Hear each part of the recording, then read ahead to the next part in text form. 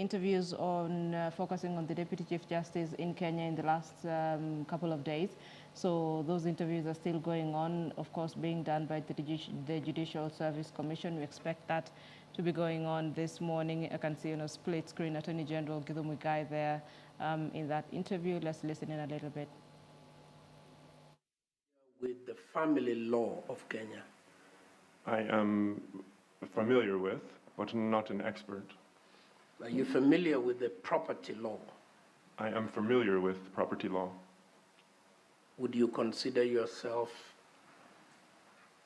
reasonably informed, above reason informed, expert?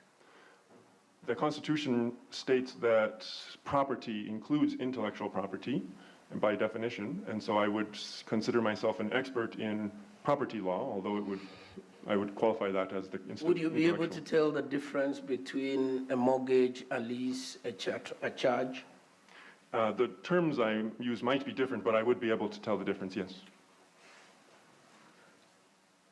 Would you honestly say that you have the intellectual and jurisprudential capability to adjudicate at the highest level, that is the Supreme Court, without a substantial knowledge of the law of the Republic of Kenya? I have a substantial knowledge of the law of the Republic of Kenya, and I would definitely say that I would be able to adjudicate at the highest level. May I explain? Yes, please. All judges are presented with cases, and in each case they may know a lot about the case or not as much. And so for every judge, they have areas that they're very familiar with and areas that they are not very familiar with. The areas that I am very familiar with are different than perhaps the normal areas of constitutional law, of human rights law, etc. But all judges, when they're faced with any case, must do research, must be able to digest the prior rulings of other courts. Even in the Supreme Court, we would look to other courts and the decisions there, and they take that information and then they make an analysis. And to do that, I am very qualified. You know, Dr. Rutenberg, I have no doubt at all. I noticed that you were supervised in your chemistry PhD thesis by a Nobel Prize winner. Correct. Robert Grubbs. And I also note that the thesis is about a subject that is quite impenetrable. So your credentials as a scientist, from where I sit, are totally unimpeachable. On the other hand, your credentials as a lawyer are, with tremendous respect, very, very, very thin. And I would want you to do more to convince me that you are ready to sit in the Supreme Court of Kenya. Thank you for the question. Let me begin by saying the PhD in chemistry, particularly at the top levels, and as you've stated, it is at the very top level. The project that I was on won the Nobel Prize the year after I left. That degree does not teach you chemistry. It teaches you how to analyze information that you've never seen before. When you get a PhD in chemistry, you are looking at things no one has ever seen before. You're looking at data that is unique, situations that are completely unique, and you must take that information and all of the knowledge that you have before, that comes before that, and synthesize something that is reasonable and that the rest of the community, the scientific community in this case, will understand and will agree with you on. And so that experience is what you learn in a PhD, as all of those on the commission will appreciate. It is completely applicable in the area of law. That in the area of law, every time you are given a set of facts that is different from facts that came before, that any other judge has ever seen. And so you must apply what other judges have done, as well as what the law says, in order to reach a conclusion that other people will agree with. There's no difference between that and chemistry.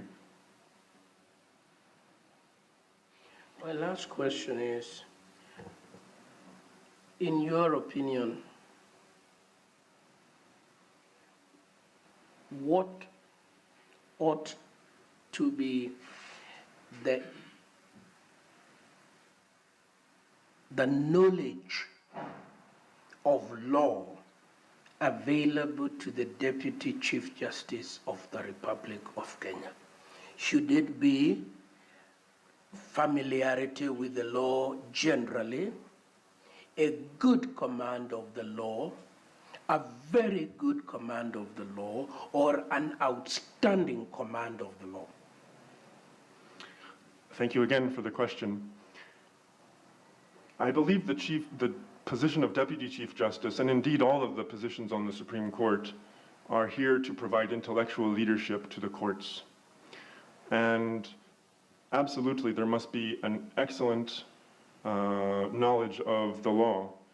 Good. However, may I continue? If you may. Yes. Position of a judge is not the same as, for example, a litigator, where you must have on the tip of your tongue or your brain exactly what you need to say to the judge without time to research. We've agreed, Dr. Rutenberg, we've agreed on the criteria. Yes. The Deputy Chief Justice must have an outstanding command of the law. Yes. Do you, sir, have such an outstanding command of the law of Kenya? I have an outstanding command of the law in the areas of which I am a specialist. And as all judges do, I have areas where I am weaker. I have no further question. I thank you for coming. Thank you, sir. Thank you very much, the two commissioners. Isaac, listening to you, the position of Deputy Chief Justice is a position of very high responsibility in Kenya. Yes. And listening to you and the way you are responding to the questions, it is clear that you do not qualify under Article 166, 2, and 3. You particularly have only 5 years since you graduated from the law school. You may feel like you want to continue, but as a chair, and from listening to what you have responded, I think it is not for you to ask us to ask you questions, but we are submitting to you that you do not qualify for this very heavy responsibility job that you applied for. And we would persuade you to maybe save the commission's time, save your own time, by really looking at these articles that really do not give you adequate experience since you qualified from the law school, 5 years. Thank you, Madam Chair. I have thought very much and very hard about this for the last several months since the position was advertised.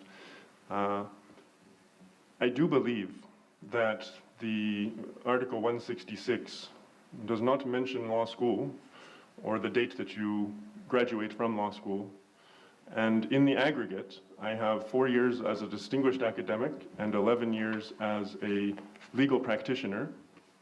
So I do believe that I qualify for this position.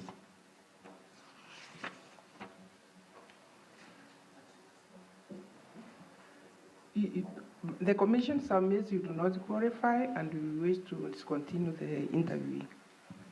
And we want to really thank you for coming.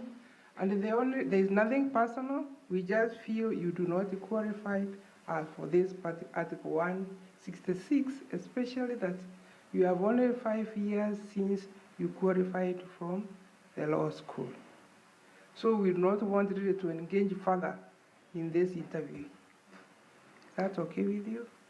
Well, that is, of course, the decision that the chair, that the panel is, it is within your mandate to make that decision. And if that is your decision, of course, I submit to your decision with the utmost of thanks for letting me speak. And if that is the decision, then that is it. Let me thank you on behalf of the Commission. We do believe what you are doing and the window that you have now to contribute in the university, we value it as Kenyans. But on this particular position, we are having this difficulties really to continue with the interview. But I want to thank you, wish you well in your endeavors and the contribution you are making to the university.